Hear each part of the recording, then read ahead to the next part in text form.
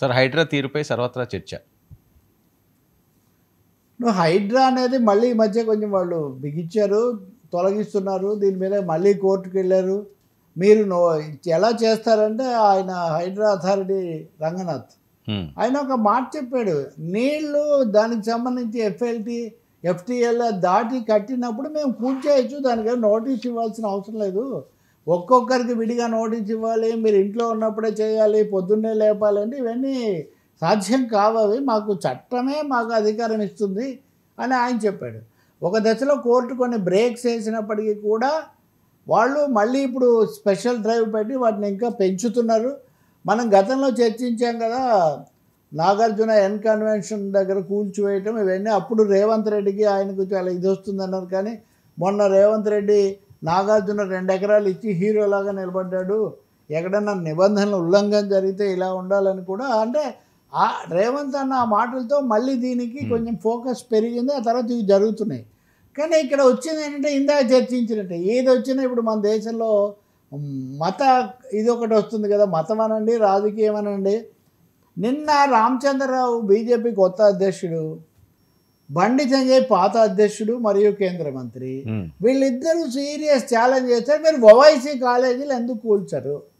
ఓవైసీ కాలేజీలు ఓవైసీకి మటుకు మీరు మినహాయింపిస్తారా? ఓవైసీతో మీరు కుమ్మక్కయ్యారా అని చాలా సీరియస్ ఛాలెంజెస్ వాళ్ళు విసిరారు. ఓవైసీ ఆ కాలేజీలు ఉన్నాయి వాళ్ళవి, మీకు ఆ పక్కన చెరువు కూడా ఉంటుంది. ఈ పిల్లలు ఉన్నారు వాళ్ళ కాలేజీలు, విద్యార్థుల చదువులకు భంగం కలుగుతుందనే దాంతో మేము కొంత ఆలోచిస్తున్నాము. అంటే అది నిజమే, కానీ ఆ పేరుతో మీరు గతంలో చెప్పారు, ఎంతకాలం ఇలా చేస్తారు, కాబట్టి మీరు ఓవైసీ మీద చర్య తీసుకోండి అని ఛాలెంజ్ వాళ్ళు చేస్తున్నారు. ఇప్పుడు అంతకుముందు కూడా రఘునందన్ కొంచెం మిగతా వాళ్ళకంటే ఎంపీగా ఉన్నారు, ఇప్పుడైనా కొంచెం డిఫరెంట్ స్టాండ్ తీసుకున్న సంగతి కూడా మనకు తెలుసు. చేయాలి ఇట్లాంటివి, చేయకపోతే ఎట్లా అని. సో దీని మీద రెండే అంశాలు. ఒకటి, ఏం చేసినా చట్టబద్ధంగా మానవీయంగా చేయాలి. కోర్టుల్లో కూడా చాలా కేసులు ఉంటున్నాయి కాబట్టి వాళ్ళు కూడా ఒక ఖచ్చితమైన మార్గనిర్దేశాలు జారీ చేస్తే ఈ సమస్య అవుతుంది.